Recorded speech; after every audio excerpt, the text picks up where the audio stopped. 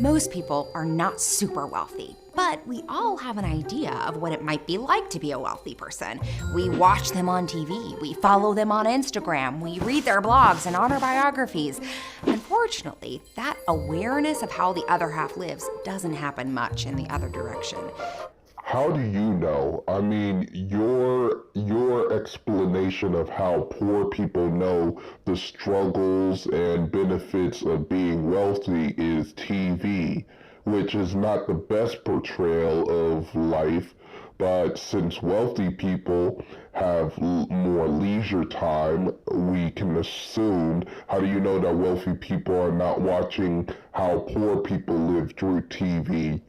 I mean, do you think that wealthy people are just ignorant and just don't watch television or any social media at all? Or just have any leisure time? They just play golf in their leisure time and don't watch television. Though many of us have probably described ourselves as broke or poor at one point or another, very few have an understanding of what real poverty feels like. Who died and made this cunt the arbiter of how or what knowing real poverty or what the lives of the super rich is? I mean, what are you, the queen of assets and means? Like, how can you devalue somebody's life experience when it comes to them being poor or them being rich? I mean, it's their life experience. How can you devalue that? And it's not just a matter of having less money. Once you get below a certain threshold, a whole new set of rules apply that actually make day-to-day life more expensive. I think a much more appropriate term would be affordable, because, situations change. Like maybe you pay child support and you're used to paying like maybe 700 to 1,000 a month, but you lost your job or you're not getting enough hours, so you have to like put it down to like maybe 500 or 400. And it's not that the children, they suddenly got more expensive. It's just that you can't afford them anymore, or at least afford them at the rate that you was giving it. So I think that that would be a much more appropriate term. If you've never struggled with real poverty, you might not be aware of the many hidden costs and financial traps that conspire to keep poor people poor. Could somebody duly define the word real poverty? Because this hipster doesn't seem like he actually slept in a box under the like highway or something like that. Like, I don't know what's up with this whole idea of devaluing somebody's whole lifestyle or life experience and saying, hey, I mean, you grew up where the sink used to leak and you didn't have food to eat, but you did have free lunch, so you didn't have real poverty. Some people grew up not having anything to eat for breakfast. It's very hard to make your way through modern life without access to basic financial services like checking accounts, ATMs, and personal checks. I must be really a broke boy because I don't sign personal checks. I mean, that's some snooty shit to me. But the less money you have, the more these things will cost you. Hey, like it or not, ATMs have a flat rate. Like my a local ATM charged me like 250 if I take out a 20 and 250 if I take out a 200. That's why my parents says take out as much money as you need from the ATM because they'll charge you whether it's a 10 or whether it's a fucking $1,000, that 250. That's why I like Allpoint. But yeah, I guess if you're financially illiterate and you're like, yeah, the whole ATM will charge me 250 if I take out five and 250 if I take out 20. So I might as well take out five. Shout outs to Allpoint. It's in Kroger's. It lets you take out 400 out charging you. That's the shit. Or at least get cash back when you like visit like Walmart or Kroger's. Like I used to get a honey bun for 50 cents, then take out like 99 bucks. That's what I used to do. Like I was a broke boy for real. That's because banks make their profits by accruing interest on your money. So if your account balance is too low, usually under $1,500, they won't consider you a profitable client anymore, and they'll make you pay for their basic services in the form of a monthly fee. Wow, you must be with a shitty bank because my bank, I've been under like 1500 for a while. Like at some point I was over 5000, but and a few other thousand, but I've been under 1500 a while and it hasn't charged me with any monthly fees. Only if I spend more than in my checking account will they charge me like $5 every transaction. So if I buy like a 20-cent gum, that's just gonna charge me $5. Now that's highway robbery, but they're probably not gonna talk about that. And heaven help you if you go below zero. Each overdraft incurs a charge of about $35, and many banks will deliberately reorder your transactions for the day, from biggest to smallest, to drive you into the red more quickly and rack up as many overdraft fees as possible. Damn, I was bitching about $5. They will charge you $35, and I'm guessing this is in the north. Oh shit, that's pretty bad. But yeah, if you feel that that's like pretty shitty, hey, join like Bank of America or Chase or Best Bank, they're pretty cool. They don't charge you like that much. Just but yeah, $35, that's like highway robbery. But you know what? I guess that's more motivation into balancing your funds and budgets. So yeah, look at it like that. Like look at it in a positive light. If a bank is willing to extend you credit at all, the terms will be much less favorable than for someone with a rosier financial history. You'll pay more money in interest every month, and any late payments means more penalties and fees. I like how they cast the minority, like the black woman, as good, as having good credit. But you know what? They don't usually treat minorities like that shit in banks, or at least the male ones, I should say. But yeah, if the reason why people charge, like banks charge so much in fees, is because when you give out money to a person and they don't pay it, you have to then put the cost on the persons who's actually responsible and are paying the fees. Same thing with retail. If you steal a shirt, then the person who owns the shop have to put the stolen merchandise on the people who actually buy. So a shirt that would be like $5 would be like 750, and a shirt that would be $10 would be $15, all because he needs to make profit back on that stolen merchandise. Even cash can be more expensive if you don't have much of it. If you withdraw $100 from an out-of-network ATM, that $3 fee equates to a 3% service charge. But if you can only afford to take out $20 at a time, you're essentially paying a 15% charge to access your own money. When is this timeline? Because who the fuck is stupid enough to take out like 5 20s when they know they can just take out 100? Or at least like when is this particular timeline? And I'm sorry, I don't like to pay a $3 charge, but if you're gonna do it 5 individual times and it's not spread across a few months, you're a dumbass and you're just financially illiterate. Taken together, this means that a poor person might end up paying hundreds or thousands of dollars a year for services that wealthier people virtually enjoy for free. It's no wonder then that a lot of low-income people avoid banks altogether. And the banks tried to avoid them, but you know what? There was laws passed in the Bush administration that told the banks that they had to give out loans to people who wanted houses so they can freely own them. And even though they didn't have enough money to pay back to pay back the loan or on the down payment of their house, or their house got foreclosed and shit like that. Like that's why banks are pretty hands off when it comes to like the poor, because it most likely have to do with poor management or poor work skills or poor motivation to work, stuff like that, or just bad luck. But even that comes at a steep price. Cashing a paycheck without a bank account costs money. Buying a money order to pay your electric bill costs money. And if that bill is due in just a couple days, well, you can either get hit with a late fee or FedEx it, an extra expense that someone with a debit card and an internet connection never has to worry about.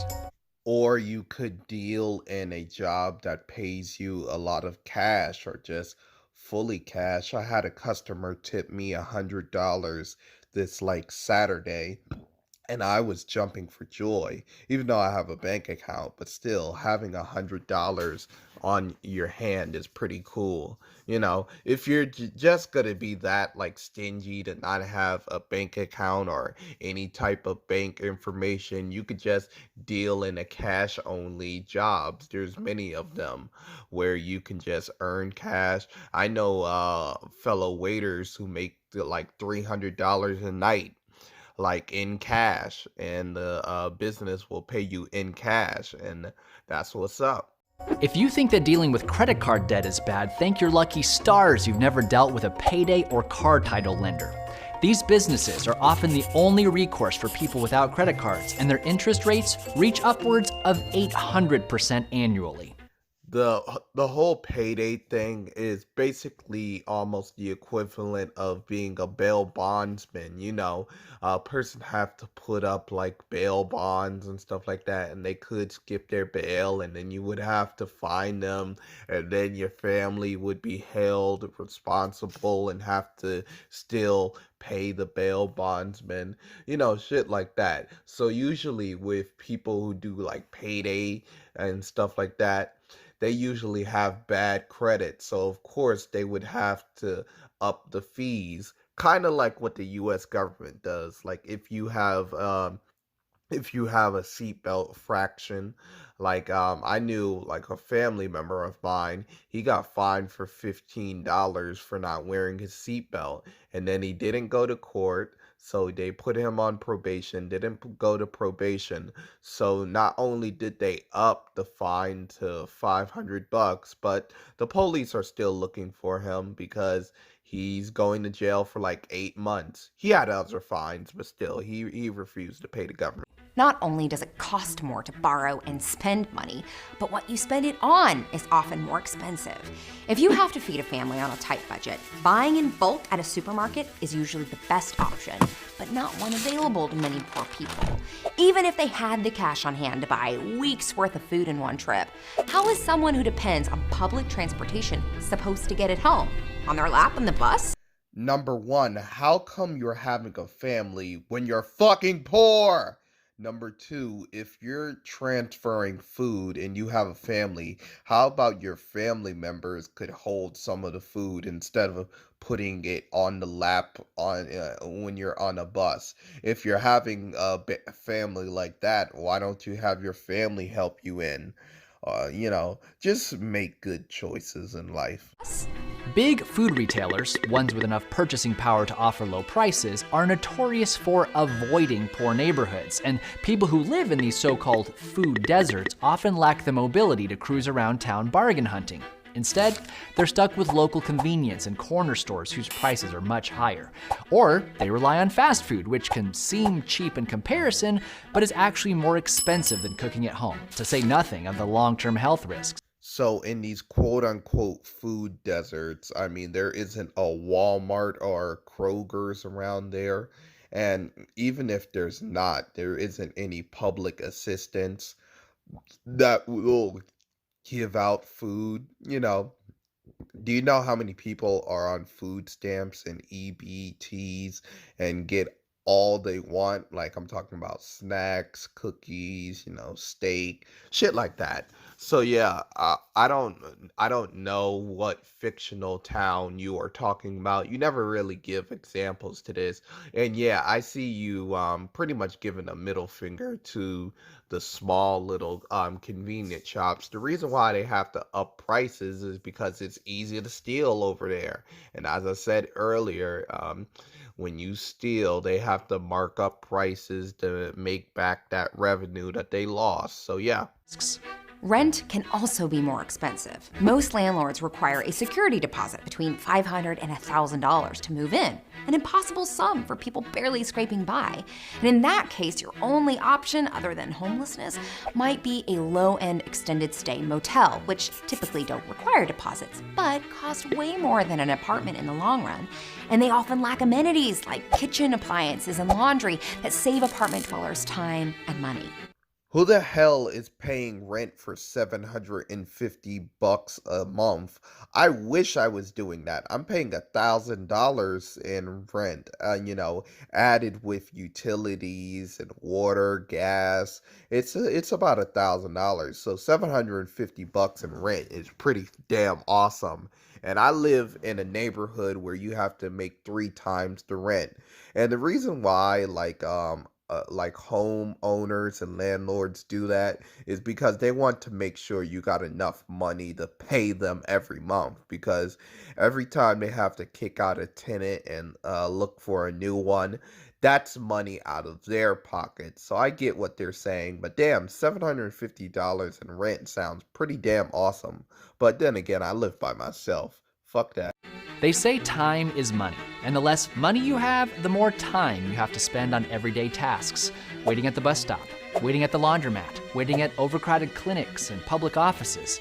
This leaves much less free time to take care of one's family, pick up extra work, or strategize a way out of poverty. Here's a good strategy out of poverty. Stop having fucking kids, or don't have a family at all. I mean, if you're really struggling that much, don't have a family at all. Don't procreate and be responsible for your actions. I mean, you're telling me that waiting at the bus, which is probably a 5 to 15 minute wait, and doing laundry, which you could probably just put that in about 2 minutes and come back an hour later and pick it up, is that much stressful? Why are you having damn kids? Are you freaking kidding me? It gets worse. Inflation, the general increase in prices, tends to hit things like food, gas, and rent the hardest. The lower your income, the greater percentage of it goes to these costs. So a poor person will see their year-over-year expenses go up at a higher rate than a wealthy person. That's not how inflation actually works. Inflation is the lowering or devaluing of a currency because of over availability or just not being reputable in the world stage. Like, a Zimbabwe dollar was a dollar, now it's 500, now it's 5 trillion, shit like that. But yeah, your higher percentage of your wealth going to like healthcare and shit like that, that's a personal issue. The best way to make sure that you're good is to personally exercise, work out, choose your meal plans, dieting, stuff like that.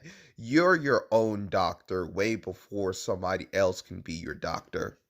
All these pressures take a toll on one's psyche that only makes things worse. Imagine having to constantly make tough decisions about where to spend your last few dollars. Pay the water bill or buy food for dinner. Put gas in the car or see the doctor. This relentless burning of mental energy leads to a deterioration in the quality of one's judgment, a phenomenon psychologists call decision fatigue.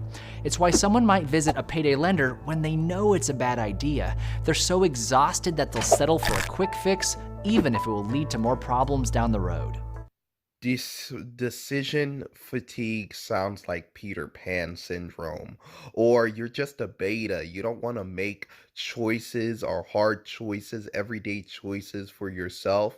I mean, come on. It's part of growing up. It's part of being an adult. I mean, yeah, it's hard, but still, it's the whole idea of just being a fatigue for making choices for yourself sounds like just some Peter Pan shit. What you want your mommy to tell you everything to do again? Closely related to decision fatigue is the scarcity trap, which is our tendency to fixate on the resources that we have the least of, to the point that we lose sight of the big picture. Running low on diapers, for instance, can create a feeling of panic that compels a poor mother to buy 6 months worth of Huggies, only to realize afterwards that she didn't set aside enough money for rent. I'm sorry, who stockpiles like baby shit? And shouldn't you have stockpiled baby shit before the baby came? Maybe that would have been good, like stuff like that. Something tells me that this mother, I'm gonna presume single, will magically have postpartum depression and, get rid of the kid, super abortion. Stuff like that, and she'll be innocent. But yeah, who has a baby but can't afford rent? This seems like just a bunch of bad choices. Being poor is a choice. Some might think that poor people just need to work harder and spend smarter. While it's true that improving your financial situation requires these things, it also requires having at least a little bit of extra cash to move around and access to decent spending options. If you can't choose where you shop, where you live, or where you bank, you become a captive customer to predatory businesses. If you don't have any extra money to save or invest or budget, you can't make a financial plan. And when are you supposed to think about tomorrow when you're constantly putting out today's fires? Next time you describe yourself as broke, remember that having just a little bit of wiggle room is infinitely better than having none at all. It can make all the difference if you're trying to improve your financial situation. So, if you do have that wiggle room, be thankful and don't waste it. What do you mean you have no choice no matter where you live? I know people who camped out in woods in rich neighborhoods so they can find a job in that rich neighborhood and so they can afford an apartment. And I'm talking about recently. So, yes, I don't want to hear any excuse about you have no choice where you live. You always have a choice. You always have a choice. It's a hard choice, but it's part of being an adult. But anywho, I'm going to end it right here.